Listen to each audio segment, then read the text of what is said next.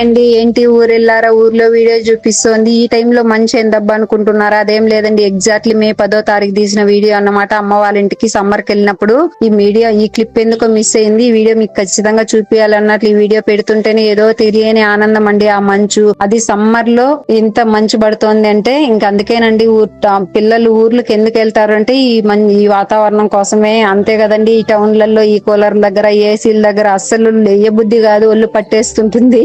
అట్లాంటిది ఊర్లలో ఎందుకు ఎర్లీగా లేస్తారంటే ఈ వాతావరణం వల్లే సగం ఎనర్జీ వచ్చేస్తూ ఉంటుంది. ఇంక ఈ టైం అయితే ఎగ్జాక్ట్లీ 5:30 అయిందండి. ఇంక సమ్మర్ అంటేనే పొద్దున్నే తెల్లవారిపోతుంది కదా, ఎంత ప్రశాంతంగా ఉందో చూడండి. ఇట్లుంటదండి ఊర్లలో అయితేనే. మా ఊరనే కాదు, ప్రతి ఒక్క ఊర్లలో కూడా వాతావరణం ఇంత మంచిగా ఉంటుంది. అందుకే మనుషులు అంత ఎనర్జీగా ఉంటారు. ఇంక ఇక్కడైతే వదిన అయితే వాకిలి కడుగుతుందండి. ప్రతి రోజు కూడా వదిన వాకిలి కడుగుతుంటుంది.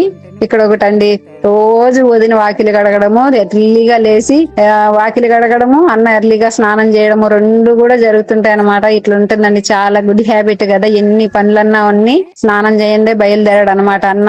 అదే విధంగా ఎన్ని పనులున్నా వదినైతే వాకిలి కడగడం మిస్ అవ్వదు. ఇట్లుంటదండి ఊర్లలో అయితేనే. వాతావరణం అయితే ఎట్లుంటుందండి, మంచు చూసారా? మంచం చూడండి, చిన్న వర్షం పడితే తడిచిపోతుంది, అలా తడిచిపోతుంది అనమాట. ఈవినింగ్ 11-12 అయితేనే ఇంకా చలి వచ్చేస్తుంటుంది, బెడ్షీట్లు కప్పుకోవాలి, అలా ఉంటుందండి వాతావరణము. ఎన్ని కోట్లు పెడితే మాత్రం ఇట్లాంటి వాతావరణం వస్తుందా చెప్పండి. ఓకే, ఉంటాను.